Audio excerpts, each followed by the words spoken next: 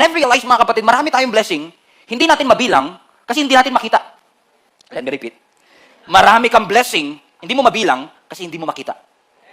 If I tell you right now to count all your blessings, let's start counting our blessings. Oxygen. May damit ka ngayon. Nakapag-almusal ka kanina? Yes.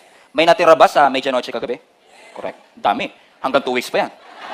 Yung spaghetti na yan, hanggang 2 weeks pa yan. Correct? So, ibig sabihin, meron ka ng guaranteed food for 2 weeks. Pero magpapadeliver ka pa rin mamaya yan, for sure. Correct? May natira pang pera kahit konti? Ayaw parinig ba? Utangan ako nito, Pastor. Ikaw pa kaya? Tingin mo ba kapag nagugutom ka, titignan ka lang ng Panginoon sasabihin, kawawa naman itong mga to, walang makain. No! God will feed you. God will use somebody to feed you. In fact, we are a living testimony. Ang pamilya ko pang living testimony na kung walang-wala ka, meron ka pa rin Diyos. Kasi sa panahong walang-wala ka, makikita mo ang kamay ng Diyos na gumagalaw na hindi mo alam kung saan kamay ng Diyos kinuha, kanan ba o kaliwa. Pero ang alam mo lang, nag-provide ang Panginoon. Nag-provide ang ating Panginoon.